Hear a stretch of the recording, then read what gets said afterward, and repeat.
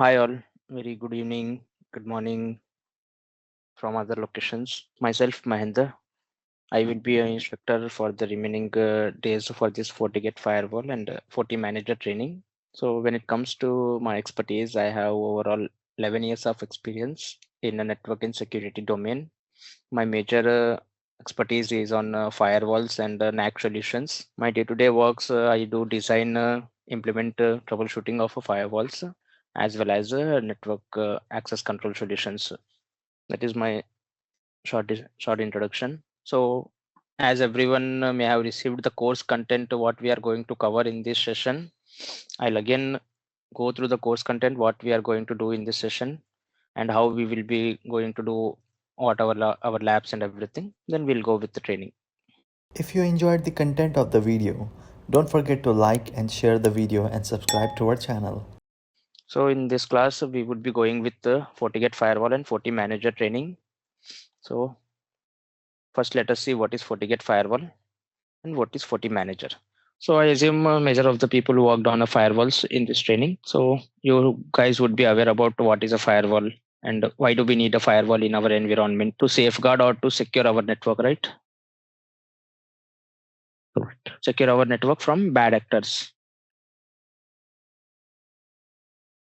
Major use of a firewall is if something are happening or some attacks are happening in our environment or of our environment, our internal users are going out, we need to secure their communication, right? We don't want any unnecessary communication happening from our network. That is a major use of a firewalls. Then what is a FortiManager? If you any of you have worked on a Cisco or a Palo Alto. Orchestrator. Yeah. Yeah. So any of you have worked on Cisco or Palo Alto. So in Cisco, we have FMC. So that's right. Firepower Management Center. In Palo Alto, we have Panorama. So that's why do we use Panorama or FMC? Suppose I am having multiple sites. Suppose I am in my office environment, I am using a 15 branches. So if I don't have a orchestrator or a centralized tool to manage all the 15 branches firewalls. How will I manage a firewalls? I need to individually log in into firewall and do whatever configuration I want to do. Day-to-day task, any policies configuration troubleshooting, I need to do from an individual firewall, right? Individually, I need to manage all the firewalls. But when we have a centralized monitoring tool like FMC or Panorama, what will happen? I don't need to manage all the firewalls individually. I will take all the firewalls and integrate it with a management tool. We call it in FortiGate, we call it a FortiManager. Okay. So once I integrate all the firewalls in a FortiManager, I don't need to log into firewalls individually for any configuration, whether it is policies, rules, routes, SD-WAN configuration, whatever it is, I can do it from a FortiManager itself directly. Right. So that is a use of a FortiManager similar to our FMC and Panorama. So that is clear. What is we are going to cover like firewalls, we will cover end to end. FortiManager, we will cover how do we do configuration and how do we manage a firewalls using our centralized management tool. Okay.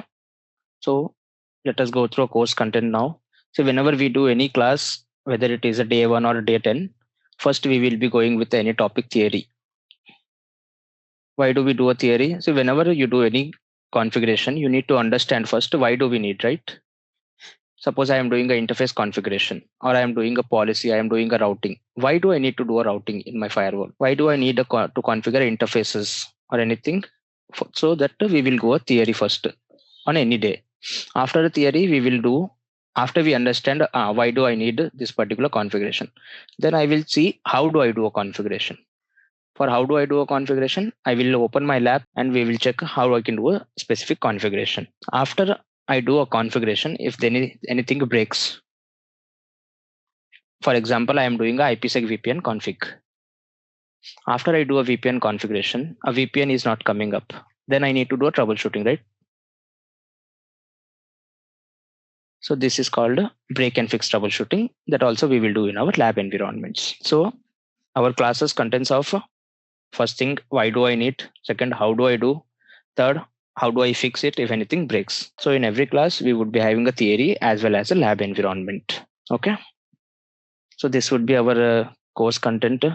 like introduction to Fortinet security fabric. OS overview means FortiGate GUI walkthrough process. What are the things we have in a GUI? How can you configure a firewall using a GUI? We will check. Then whenever you go through a firewall, you need to understand the licensing model of a firewall. Each vendor has their own licensing model in a firewalls, right? So we need to understand. In Cisco, if you go to Cisco, they would be having maybe plus or enterprise or something. In FortiGate, we are having different licensing models for security bundles that we need to understand. Then deployment modes of a firewall, like how many modes are available in a firewall. Like if you go to NAT firewall, maybe using for a routing purpose, then sometimes you don't want a firewall to do a routing, you just want a firewall to do a security checks, so then you may be using a transparent mode. And at what design we will use a NAT mode and what design we will use transparent mode, we will go through in a deep understanding. Then we will understand subscription services, like 24/7 there would be some subscriptions, 8/5 there would be some subscriptions. So this would be common across all the vendors. If you go to Cisco, Palo Alto, or whatever, this would be common. We will go through that. How do you use this? Okay. Then firewall traffic flow architecture, we will understand what are the traffic flow, how does a packet flow happens in a FortiGate firewall. Then what is policy based and what is profile based inspection, we will go through. Whenever you configure any policy, there would be different things, either it is policy based firewall policy or it is a profile based firewall policy. Then what is a session table in FortiGate firewall, what is forwarding table, and what is UTM flow. Forwarding table is nothing but a routing. If whenever you configure a routing, if you want to check a routing, how you will check a routing and all, we will understand that. Then firewall would be having a different type of zones, interface and role based segmentations. We will understand that there can be different type of zones also available in a FortiGate firewall, like aggregated zone or LSCP interface, or that can be a VLAN interfaces. We will understand this also. Okay. After that, we will go with the routing in our firewall. During a routing, first we will configure a VLANs, LSCP, SD-WAN overview. Then a static routing configurations we will do. Then we will go with the protocols also, like OSPF, BGP, RIP, and we will do a redistribution. With the routing, we will be going with the redistribution also. Whenever you have more than one routing protocol running on your firewall, how you can do a redistribution within the protocols, we will understand. Then we will go with the advanced routing features, which is called equal cost multipathing. When we are having more than two ISP providers. Suppose I am having ISP1, then I am having ISP2, and both are connected to my firewall. Then if I want to use 50% of this traffic and 50% traffic should go from there, I may be using a ECMP. This we will go through. Then at the same time, suppose I have some particular VLAN or servers, and servers I only want this to be primary and this to be as if once this particular goes down, traffic should go from here. This is called a policy-based routing. We will also understand how the policy-based routing happens. Then routing failover or redundancy concepts. Whenever any ISP fails, how the traffic flow changes from one ISP to another ISP, we will go through that also. Okay. After you understand the particular routing concepts, we will go with the NAT concepts in our firewall. Whenever you configure a NAT, there can be different type of NATs available in FortiGate. One we call it a source NAT, another we call it a destination NAT. Why do we use a source NAT? In simple terms, if I tell, source NAT is used for internet access. Whenever my user wants to have an internet, I will use a source NAT. Why do I use a destination NAT? Destination NAT I will use whenever I am having internal servers. Suppose I am having a server inside my organization that is connected to my firewall. This is my web server or my application server, my FTP server, whatever server. Then my firewall is connected to ISP. This server is supposed to be accessed by everyone over the internet. It is not my organization. I am giving a service to everyone over an internet. So what will happen? A user sitting on the internet will try to connect to within my environment, I would be having a private IPs, right? This would be my private subnet. The rule, private subnet cannot be routed on a public internet. So the user will connect to my public IP. Okay. For a user, this is a destination, right? Then In a firewall, we have different type of NAT configurations option. One is a centralized NAT, one is a policy NAT. Centralized NAT means you will be configuring each NAT separately on a separate centralized way. Policy NAT means whenever you configure security policy. Okay. Inside a security policy only, you have an option to configure a NAT in FortiGate. That also you can do. Or else centralized NAT means suppose you worked on Palo Alto.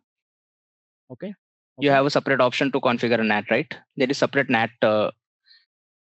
Okay. NAT page is available to configure any NAT. That may be similar to centralized NAT in FortiGate. But in a FortiGate, we have another option that you don't configure centralized NAT. You configure NAT directly on a policy itself. Okay. Yeah. Then we have like VIP, which we call it a virtual IP addresses and port forwarding. VIP generally we will use with a destination NAT. And with the VIP, we have a virtual server also, virtual servers, which means suppose I am having 3 servers in my environment and I am doing a destination NAT. Then I want to do a load balancing between 3 servers. Then I can use this is for a suppose I don't want a separate load balancer in my environment. I have only one particular application running to give a services. Then I don't want to purchase a load balancer. I can use a firewall as a load balancer for basic features. That is also possible in a FortiGate firewall. And how do we do that also we will understand. Okay. After that we will go with the security policies. Under the security policies we will understand like what are the firewall security policies available, like policy based or a profile based, there would be different type of policies. We will understand that. After we understand policy based and profile based, we will go through like what are the users and group authentication policies in a FortiGate. Then we will go with SSL deep inspection. With the help of SSL deep inspection, we will go with all the security profiles like web or URL filtering, you call this, or application DNS filtering, application control, IDS IPS control, then antivirus filtering, video filtering. We will understand all this. After we configure all this, how does the traffic looks if we want to do a troubleshooting, logging and monitoring security events also we will understand. If some traffic is allowed or some traffic is denied, how you can figure out it with the help of logging, we will go through that. Okay. Then we will go with the VPN concept, side to side VPN, remote access VPN, SSL VPN. See, SSL VPN is now outdated in a FortiGate firewall, but we will just understand what was the use of SSL VPN. Then whenever you have a VPN configured in your environment, you may be using external identifier like AD users. You will not use a local users in your environment. You would be using a AD users. How can we integrate AD users to our firewall for authentication purpose also we will understand. Then we will understand how to do a troubleshooting of your VPNs. Okay. After that, we will go with the high availability concepts in a FortiGate firewall, active, and active passive. How does the traffic flow between active, and active passive? What are the failover behaviors available in a FortiGate? Okay. Then virtual domains, SD-WAN basics, we will go through that. Then after that, we will go with the FortiManager training. After we complete our FortiGate firewall, we will go with the FortiManager training. In a FortiManager, we will understand FortiManager overview, architecture, deployment methods, ADOMs. In a FortiGate firewall, we would be having a VDOMs, virtual domains. In a firewall, we would be having a ADOMs, administrative domains. Suppose I am having one firewall, one FortiManager, and I need to use a one FortiManager for different customers. So I will divide this one particular FortiManager. I will be dividing into two ADOMs. ADOM for company A, ADOM for company B. How can we do that also? We will understand. Then device registration and management. How can I integrate the firewalls in my particular FortiManager? We will understand this. After we integrate the firewalls in a FortiManager, next part would be like creating a policies in a firewall. In a FortiManager, creating assignment, object management, and interface normalization. We will go through that also in our FortiManager. After I do like local policy configurations and all in FortiManager, I have an option of configuring FortiManager via automation or templates. If any of you worked on SD-WAN, we use templates, right? To do any configurations for more than one branch. Suppose I am having a specific requirement to do on many branches. So I can create specific templates and keep it for future requirements. The templates can be CLI templates or it can be normal GUI templates also. We having provisioning templates or CLI templates, we call it. for a bulk policy deployment or bulk interface configurations, routing configurations, anything we can do. Okay. This was whatever we were saying now, that was theory. For each theory, we are having specific labs in our environment. Like first specific labs, we will go with the basic network interfaces configuration or network devices configuration and firewall CLI for a management interface, management IP configuration. Okay, once we configure CLI or GUI management access, we will be able to take firewall CLI, right? After that, we would be doing everything via GUI, like interfaces configurations, user creations. This user creations majorly focuses on admin users. Okay. Now assume you are working in an environment where you are having L1, L2, L3 users, L3 engineers in your company. For L1, you may need to give read only. For L2, you need to give read write but limited access. And L3, you want to give full access. So how can you create a different type of users in your company or your firewall and assign it to specific users? You need to understand that all things we will go with the user creation options. Then after that, firewall management restrictions. I don't want a firewall access from any of my network or LAN. I want a specific IP addresses only to be allowed in my firewall. So how can we do that? We will go through in our lab environment. Whatever you see this are fully lab only. So we will understand everything.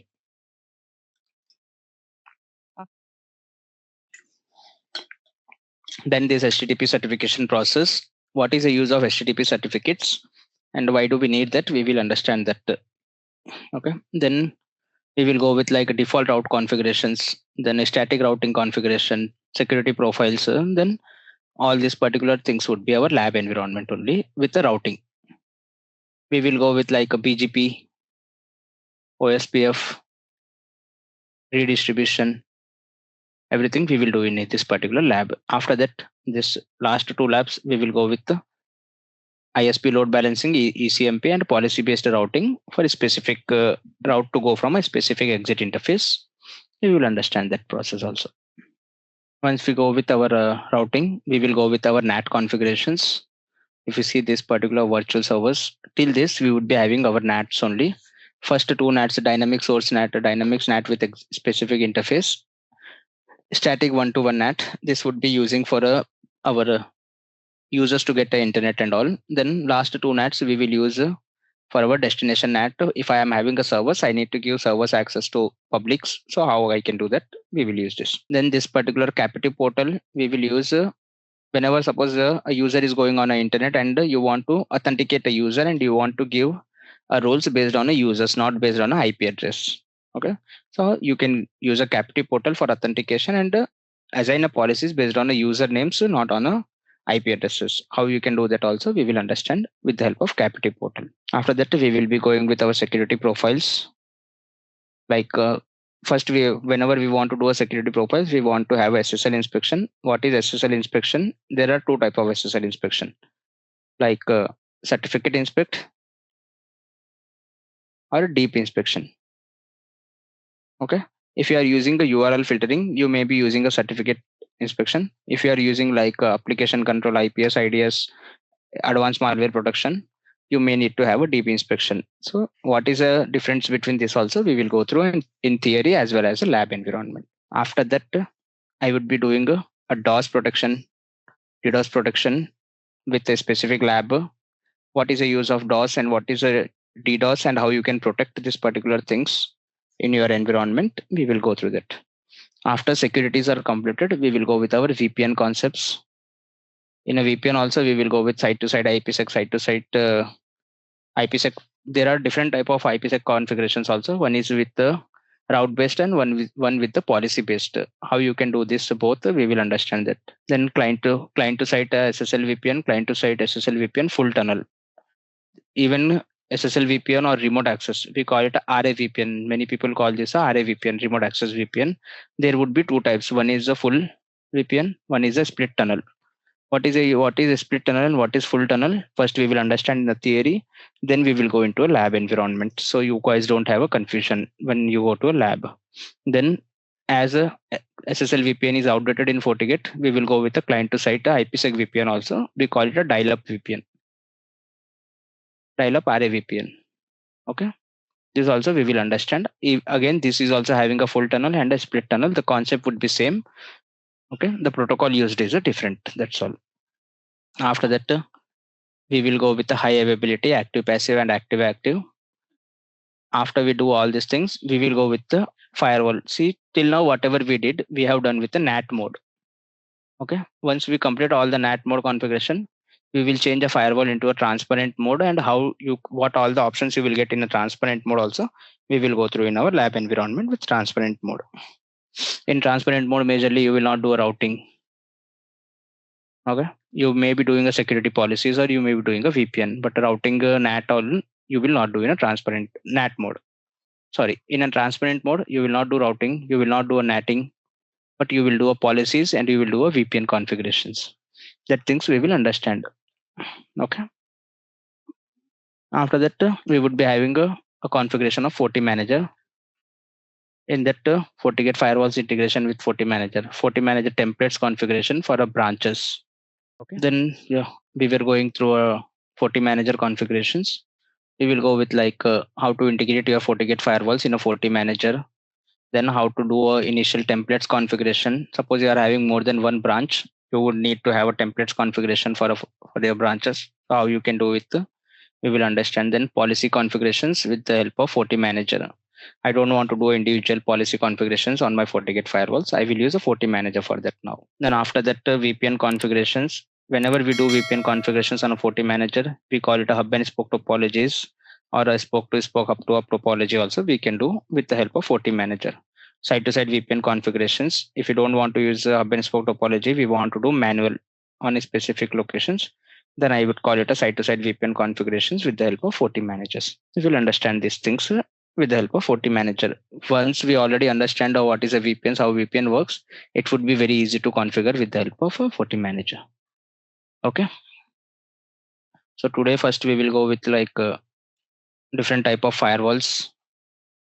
Then what is a stateful firewall? What is a stateless firewall? Then what is next generation firewall? And what are the features you will have with the next generation firewall? We will understand that. Then we will go with the like firewall types. Again, with the different type of firewalls, we are having like physical firewalls, then virtual firewalls. If any of you are working on a cloud, you may see a cloud VM firewalls, and some companies are using on-prem also. They are using a VM based firewall instead of physical boxes, right?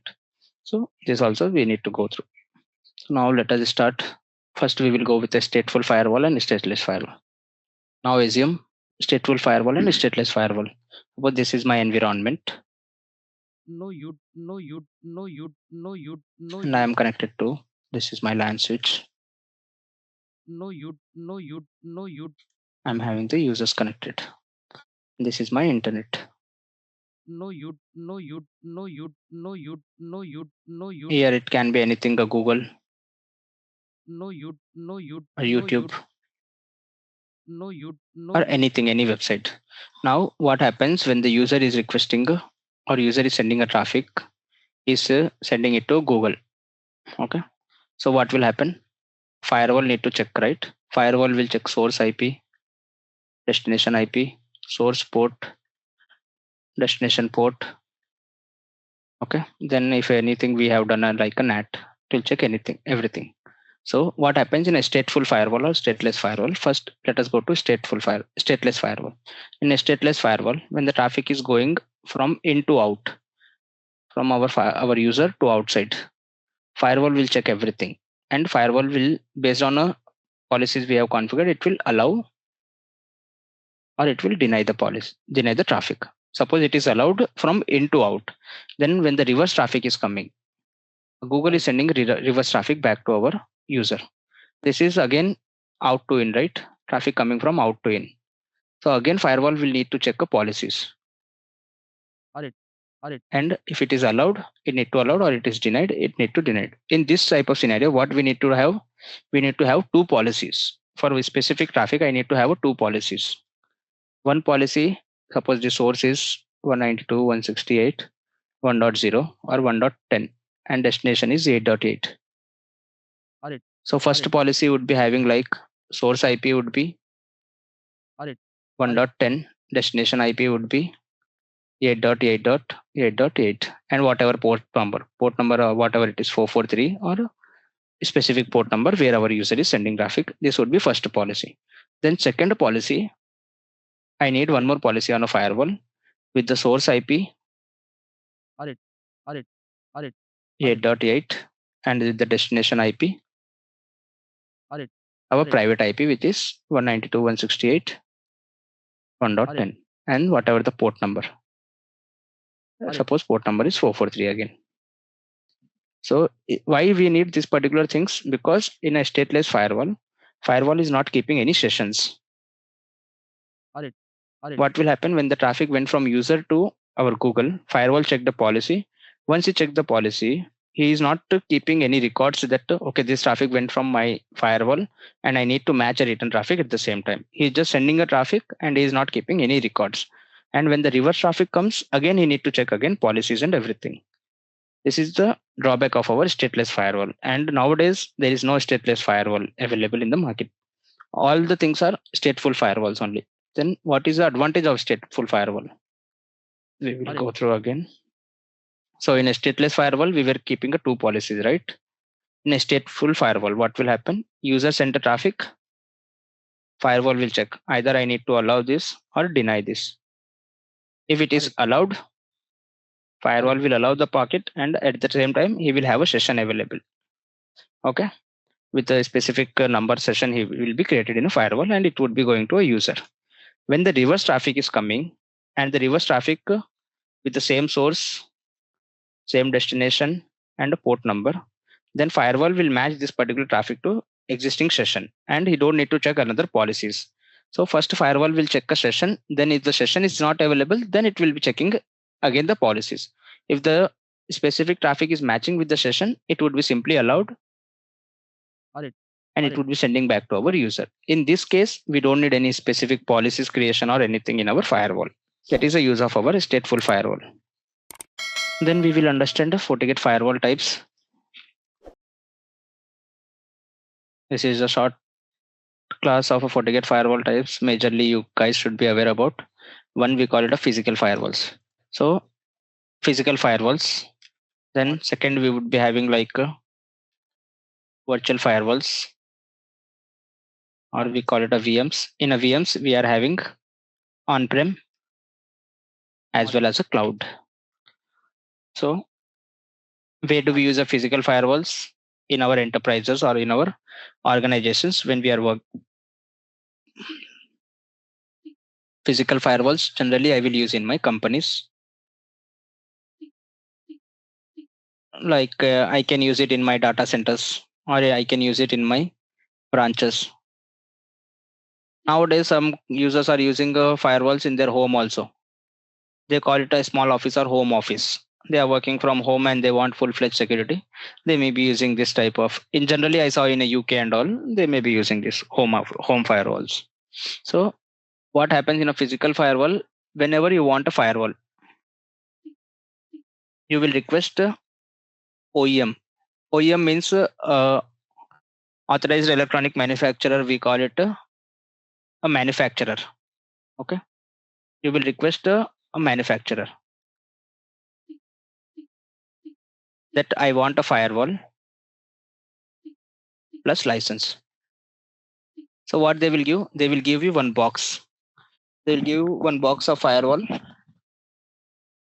It is like your what you can say server or a switch.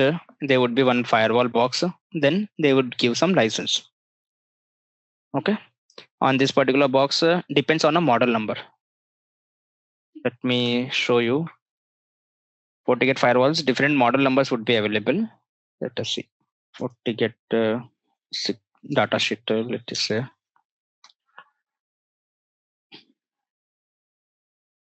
Product metrics. So in each different particular model, you would be having like a different throughput. Whenever we take any device, what first we will see in a firewall? Throughput.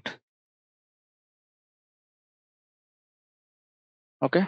Then how many VPN users would be supported? How many interfaces I am having?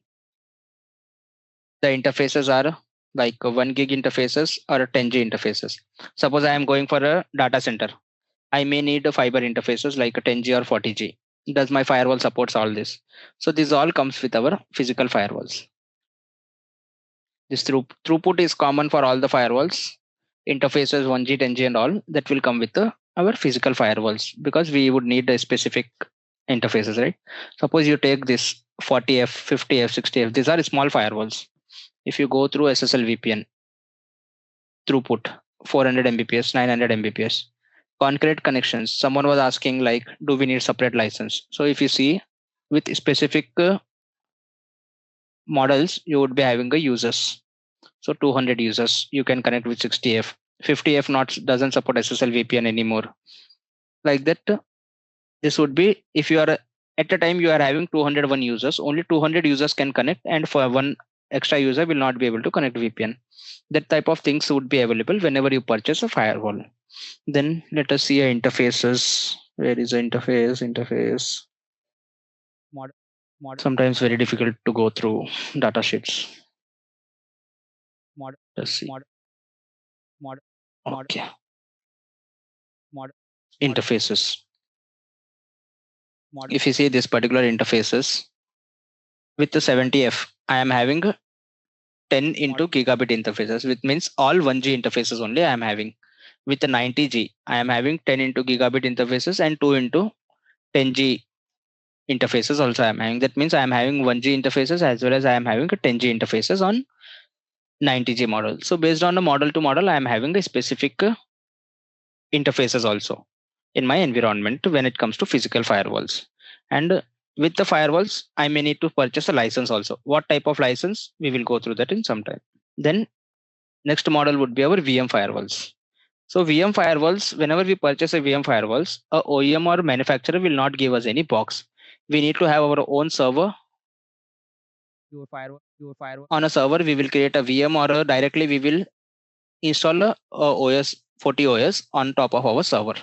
Okay. Then after that, we will just purchase a license.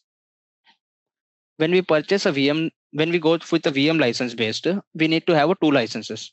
One with VM license and second would be security license. So this would be two licenses we need to have whenever we go with the VM based firewalls. And this VM based firewall, either we can go on-prem or we can go on a cloud also. Cloud means Azure, or it can be your GCP, Google Cloud, anything, AWS, anything it can be. So on all the clouds, you would be having a FortiGate Firewall also option. That would also be a VM firewall only, virtual machine. So VM, again, you can use it in your data centers. Majorly, many companies use the VM firewalls when it comes to data centers. Then when they want like two firewalls, one would be, we call it a perimeter firewall. Perimeter firewall, they may be using a physical. Then they want like a specific DMZ firewall. This firewall, they may be using a VM firewall. They will install a firewall on their server and they will do from LAN to DMZ or perimeter to DMZ. They would be having a dual security. So they may use a VM instead of a physical firewalls. I have seen in some customers. So this type of environments you can see on a VM firewalls also. Then when it comes to a throughput of a VM firewalls, it all depends on a VM licensing. It doesn't depend on the security. It depends on a VM license. Your VM license can be 2 vCPU license, or it can be 4 vCPU license. Based on your requirement to requirement, you can have a VM licenses.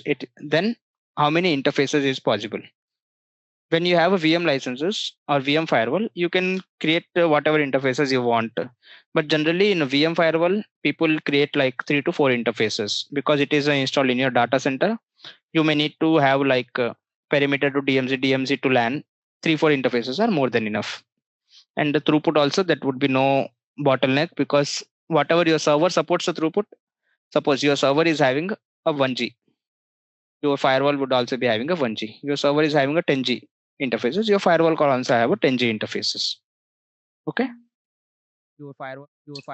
So these are the very common firewall types, and what you need like for with the physical, you would be getting box plus license, and a VM, you would be getting your own server. You need to have your own server and install your OS on the server and take 2 licenses, VM license and security license. Okay. Then let us go next. Then let us go with our licensing models. Now we understood like I would need some licenses for my firewall, right? Then what type of licenses I would need whenever I want to purchase a license? Let us understand that. So I would be having a PPT also. So it's this same PPT, but usually I don't go with the PPT in my classes. But you will get this PPT also, like whatever we discussed till now: firewalls types, stateless firewalls, stateful firewalls, then next generation firewalls, then licensing models. I generally don't go with the PPT, but you will get this PPT also to again revise. If something you missed or something you forget, you can revise again. This PPT also I will share you. So licensing, we would be having again 3 type of licenses in our environment. Whenever you purchase a firewall, after a box, suppose you decided I want to go with a specific box. I have a requirement of 1G throughput, 1 gigabit throughput. I may be purchasing like a 80F or 90G, whatever firewall I will purchase. After I decide a model or throughput, I need to decide what type of license I need, what securities I need in my firewall. So security licenses comes with the different types in a FortiGate. Okay. First, we call it a UTP. Okay. Unified Threat Protection. Second, it would be ATP, Advanced Threat Protection. Third, we call it a Enterprise. Okay. So UTP is generally when you want to do, what are the features we will have with the ATP? Let us see. UTP, you would be having a web filtering or URL control. You would be having a DNS security. You would be having a video security, video filtering. When I say security, it is filtering generally. DNS filtering, video filtering, application control, apps control. Then you would be having a IDS, you would be having a IPS. Okay. Then after that, you would be having a advanced malware protection. Everything you will get with your UTP. There would be some more features if you see here. With the UTP, you will be getting IPS, advanced malware protection, antivirus, botnet protection, then mobile malware protection, then sandboxing. This is available with everyone. Web filtering, secure DNS filtering, video filtering. These all things you will get with your UTP. But when it comes to ATP, you will get limited options, like you would be getting advanced malware protection. With the ATP, you will get advanced malware protection and IPS signatures, antivirus, botnet, and mobile and sandboxing. These are all the features you will get. What you will not get, if you want to do URL filtering with the ATP, you will not get. Security DNS filtering, you will not get. Video filtering, you will not get with the ATP. Then with your enterprise license, apart from UTP and ATP, you will get these 3 features extra, which is IoT security licenses or OT security features, data loss prevention, DLP, attack surface security rating, and all you will get with your enterprise license. Now, in what scenario we will use what license? Let us see. Suppose I am purchasing a firewall for my office, for my corporate office. In corporate office, what would be general use cases? I want to have a restrictions of URL filtering. I want to do a video filtering restrictions.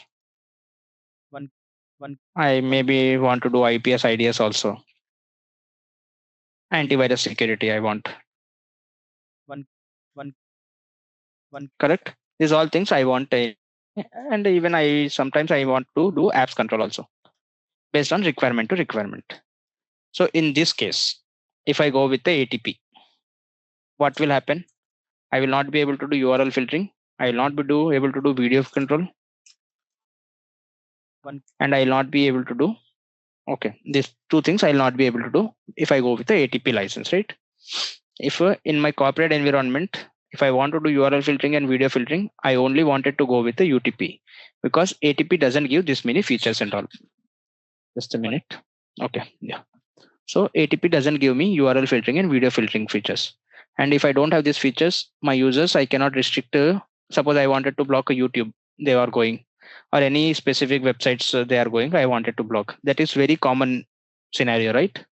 That I will not be able to do. Then another use case, if I am purchasing a firewall for my data center. In data center, generally what would be having? We would be having a servers, right? For a servers, see this URL filtering or video filtering, this would be used mainly for end users. Suppose user is requesting a traffic and is going to any website, then I wanted to filter this.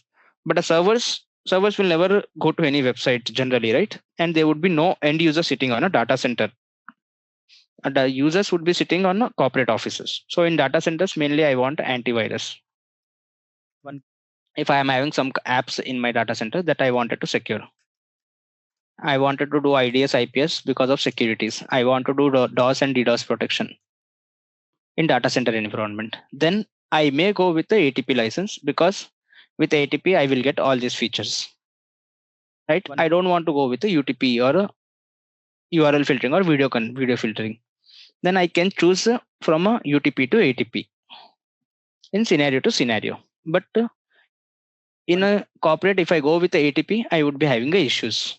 With the corporate, I can go with the UTP, and data center also I can go with the UTP. There is no issue. But there can be some price issues sometimes. And you need to know which particular license will give what particular features. Okay. Yeah. Then support based license is nothing. But as I told you, in VM based VM firewalls, if you go with the VM based firewalls, okay. Then in a VM based firewall, first you need to get a base license. Base license means a VM license, like a 2 vCPU license or a 4 vCPU license. This we call it a base license. Then after you purchase this, a support license would be common for all the firewalls, like 24/7 support or 8/5 support.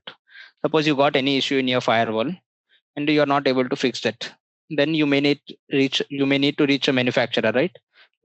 For that, if you purchase 24/7 support, you can reach them on Saturday, Sunday, anytime. If you purchase 8/5 support, you can reach them only Monday to Friday, 9 p.m. to 5 p.m. sometimes. Okay.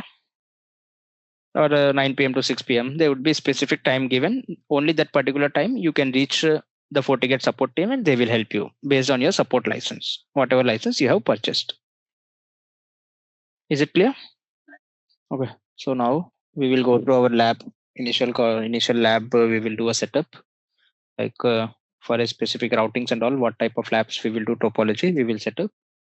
Then we will do today interfaces configuration, firewall.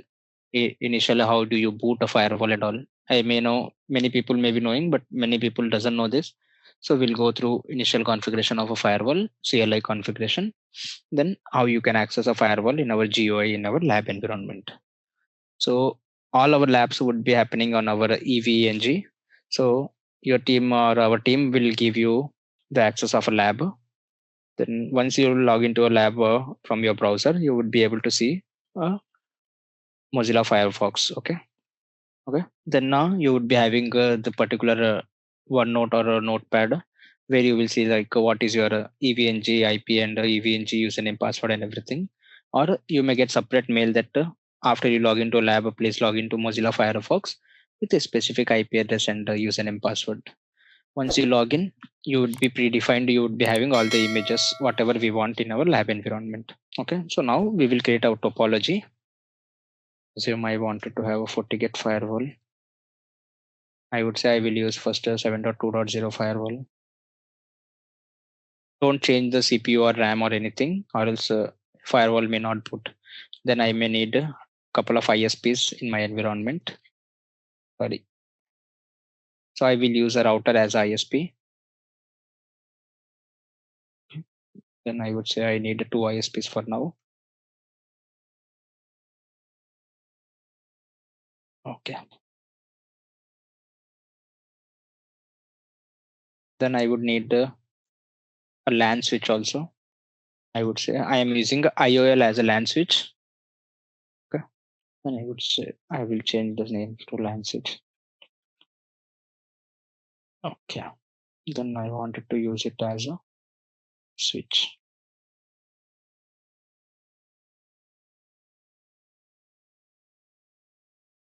Okay. This image.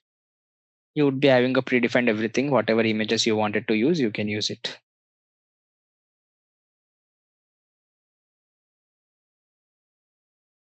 We'll use this particular image for my LAN switch.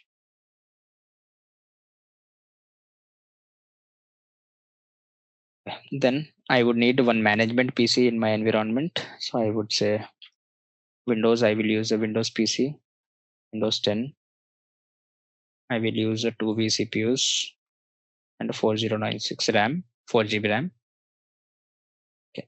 Then native console I will use.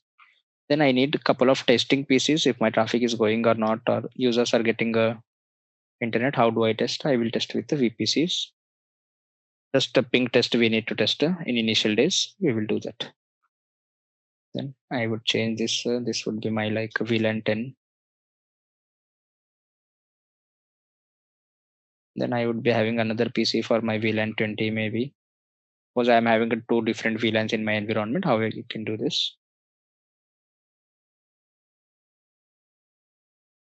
Okay.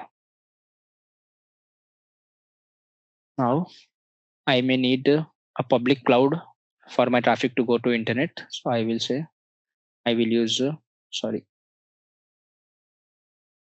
work. I will use a cloud one for my public cloud. Done. Initial days. First I will connect a specific ISP. Port number 4 I will use for a specific ISP. See, if you guys are good with EVNG or PNet Lab, you can use any of the port numbers. Doesn't matter. Okay. If you have some specific issues and all, please use the same port which I am using. So you can follow the guide accordingly. If you use a different port numbers or different IP addresses in your lab, then you may need to do so here and there some tricks in your lab environment. If you follow same particular port numbers and all, then you can follow as is what we are doing. So initial days I will use ISP1 for some time.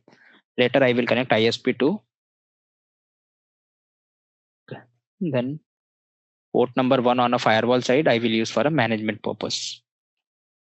Then I will connect specific port numbers also, port number 2 and 3, which I will use in my environment for aggregated interface or LSCP configurations. We will go through that in some time. So this would be my management interface. Then on my switch, I am having only 4 ports. So what I need to do, I need to add more 4 ports on my switch. So you see Ethernet port groups. I am having one group with the 4 interfaces. I will say I want 2 groups. So I will get like 8 interfaces on my switch. That should be enough for my requirement. Then I would connect VPC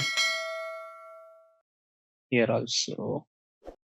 Connect another PC. Okay. Then let us do all the IP addresses, whatever we are going to use it.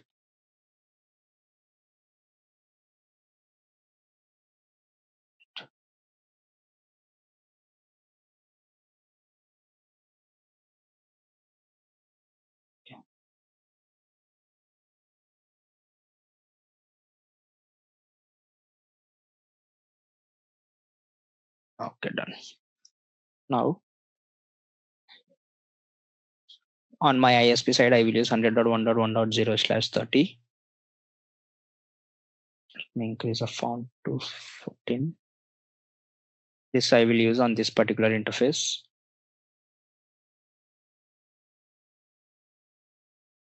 Then on my LAN side or my management side, I will use 192.168.100.0/24.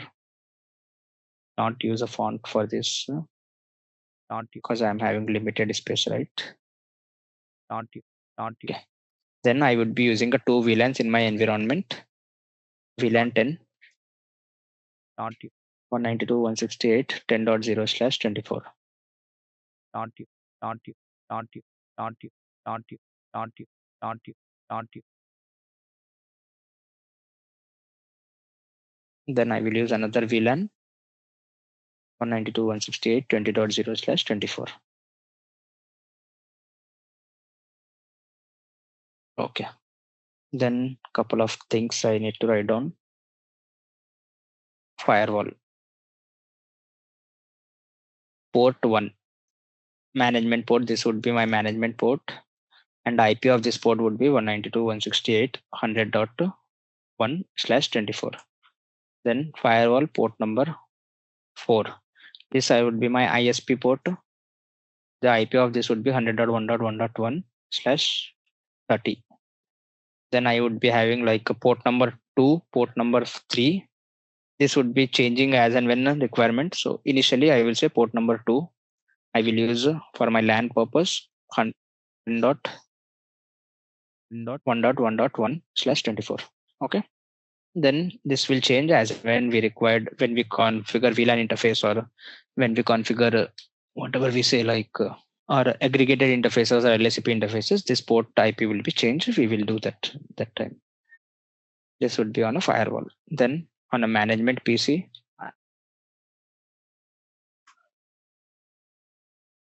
I will be using 192.168.100.100/24 as a IP address. This would be my management PC. On a switch, LAN switch, I need to have a, like, first I need to create a VLAN 10 and a VLAN 20. Then I need to have like VLAN. There would be another VLAN. We call it a VLAN 50. This we will use for a routing purpose between firewall and LAN. On a firewall and LAN, I need to do a reverse routing for VLAN 10 and 20. I will use VLAN 50 for that. So for a VLAN 10 and 20, if I am using a L3 switch as a gateway, I will use IP address 192.168.10.1/24. Then a VLAN 20, same thing. In some scenarios, I will use the L3 switch as a gateway, so I will use 20.1/24. Then a VLAN 50, if I am using for routing, I will use like 10.1.1.2/24. Okay. This we will configure on our L3 switch. Okay. So this is the one. Now we will do initial our router configuration, our PC configuration, L3 switch configuration. Then we will go with the firewall configuration. Whenever we do firewall configuration, we'll go with again some theory.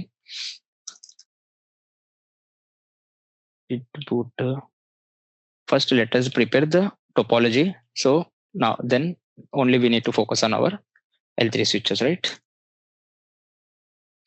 Sorry, on our firewall. Once we have a topology ready, we will only focus on our firewall. So on a switch, what I need to do, I need to configure 3 VLANs, VLAN 10, VLAN 20, VLAN 50. Okay. Then for a management purpose, if you see this particular thing, this PC and port number 1, I will be keeping on a default VLAN, which is VLAN 1. I don't want to do any VLAN changes for that. So that's okay. Then I may need to change a VLAN 10 and VLAN 20. Now let us see how we can do. I will say interface Ethernet 1/0 switch port mode access VLAN 10. Then same thing for interface Ethernet 1/1 switch port mode access VLAN 20. Okay. Later, when I am doing a firewall configuration, some changes I need to do means I will do it on a firewall again.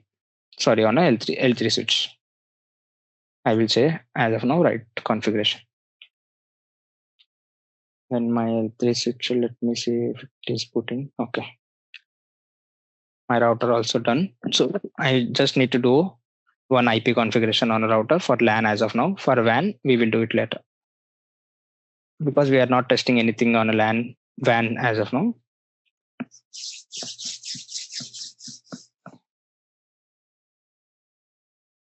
Delete ports. So let me check. Okay.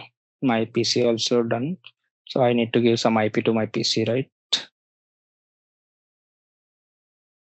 ncpa.cpl.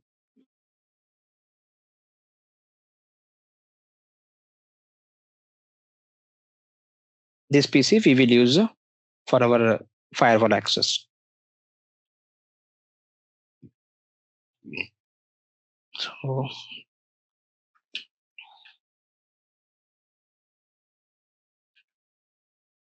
Okay, done. Gateway and all we will do later, no problem.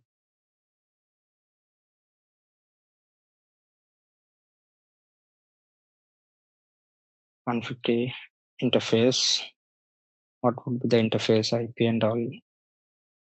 Gig 0/0. IP address 100.1.1.2, 255.255.255.252. And that's all. I will not do any routing or anything for now in this router. Now, after we do basic our initial lab configuration router switch, first what we need to do, firewall management interface configuration. Initial firewall management interface access configuration we will do. So now let us understand. So whenever you go for a new firewall configuration, when it comes to real time, let us see now. Suppose you are working in a company and you are doing a new configuration or new firewall configuration. There are two things. When you get a firewall box, okay, there would be port number 1 would be having a default IP.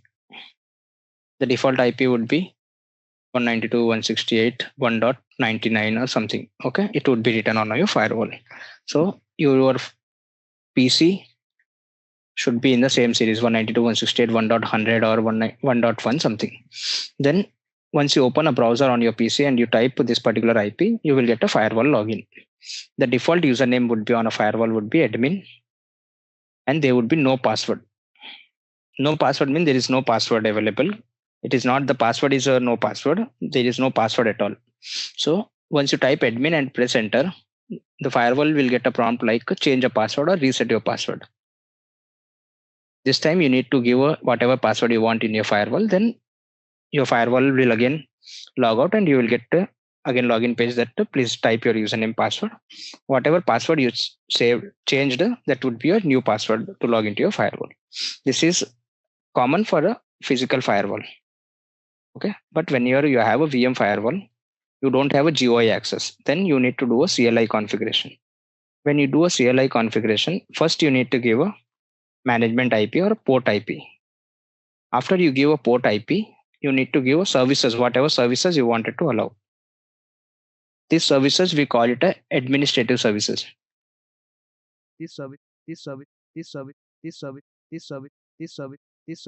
Okay, administrative services means suppose this is a port number, this is a port 1. On a port 1, you wanted to access a firewall from a SSH service, or you wanted to access from HTTPS, or you wanted to just allow a ping. You don't want to access a firewall from port number 1. You will use some other port, and you just wanted to see if a port is up or down with the help of ping. So this is called administrative services we wanted to allow. So whenever you do from a CLI access, after giving an IP address of a management port or port, you need to allow specific services, HTTPS or SSH or telnet, whatever you want to use. Okay. Then you will connect the VM firewall to your PC and you will be able to access a firewall from a specific port. Okay. Because the VM firewall will never have an IP address by default. So now what we will do first, in our scenario, we are having a VM based or virtual firewall, right? In our lab environment. So first we will do CLI initial interface configuration. In our case, which port we are using for a management? We are using port number 1 for a management purpose. Right? So if you see in our lab environment, what I am using port number 1 for my management purpose. Yeah. Okay. So now first let us do initial CLI configuration of a firewall interface. Okay. Then as I said, the username would be admin and there would be no default password. Just you need to press enter and it would be asking you to change your password. Then you can give whatever password you required. Then it will ask to confirm a password. Okay. Now you have logged into a firewall. Now let us check on our interfaces. Do I have any IP address? Show system interface. And if I want to check on a specific port 1, I can say. Then as of now, port 1 is configured to use a DHCP IP. And we don't have a DHCP server on our LAN side, right? So I can change the DHCP to static. Okay, that would be one thing. If I wanted to check all the ports at the same time, so system interface and I press question mark, I'll get to know if any of the interface is having a IP address and or not. As of now, I don't have. This Forti link will be used for different purpose. We will discuss that later. Or if I wanted to check specific details of all the interfaces, I type show system interface and enter. I'll get to know about each of the specific interface. Okay. Now let us configure initial port configuration, config system interface. I'm going into an interface config. Then I will say edit port 1. I'm trying to change a port 1 now. Then I will say first I need to change the mode. Default mode was DHCP, right? Set to mode static, I will say. So now I would be having a option to give a static IP address. Then set IP 192.168.100.1/24. Then set allow access HTTPS, HTTP, ping, SSH, and telnet, whatever we wanted to allow. This is administrative access. If you see set allow access, what options we will get? These are the options we are having, right? So I can see I am having specific things. I am allowing whatever I wanted to need. Then I will say end. After I do initial CLI configuration, I will check from my PC. This is my, if you see this particular QMO, this is my PC. Now let me try to ping. Ping 192.168.100.1. I am able to ping, right? Now let me try to disable a ping on this particular interface. So system interface port 1. As of now, ping is allowed, right? I will say config system interface, edit port 1, set allow access, HTTPS, HTTP, SSH. So system interface. Now I am having only 3 things, HTTPS and all, right? So now let me try to ping again.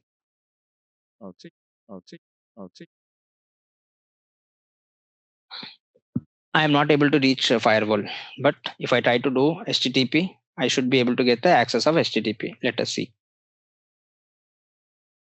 In some scenarios, if you wanted to disable a ping or you wanted to disable any services, you just don't allow that in your interface. 192.168.100.1.